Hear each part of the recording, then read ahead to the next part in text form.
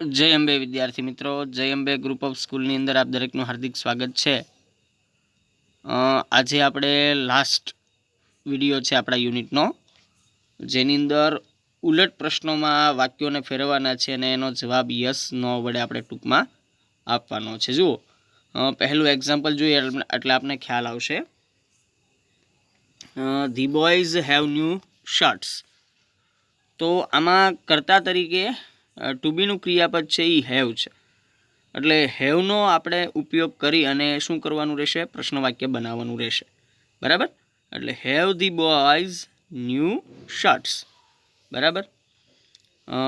Boys એટલે છોકરાઓ, ટૂંકમાં છોકરાઓ પાસે નવા શર્ટ છે, તો કે યસ ધે હેવ, અને જો નથી તો નો ધે હેવ નોટ અથવા હેવન્ટ।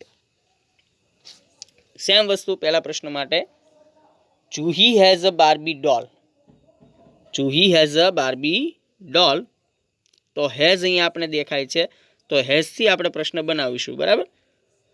તો has Juhi a Barbie doll, તો કે યસ શી હેઝ, કારણ કે જુહી છોકરીમાં છે એટલે she has, no she hasn't.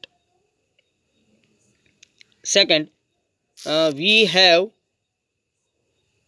A holiday today, તો એનો પ્રશ્ન વાક્ય આપણે બનાવીએ કે do we have a holiday today, તો કે yes we have, no we haven't. Third, Priya and Preeti have a blue car, તો જો હેવ છે તો હેવથી આપણે પ્રશ્ન બનાવીશું, હેવને આપણે સૌથી આગળ લઈ લેવાનું, એટલે વાક્યની અંદર હેવ અને હેઝ જ્યાં આપેલા હોય તેને વાક્યની શરૂઆતમાં મૂકી દેવાથી અથવા શરૂઆતમાં લેવાથી આપણે પ્રશ્ન વાક્ય બનાવી શકીએ છીએ।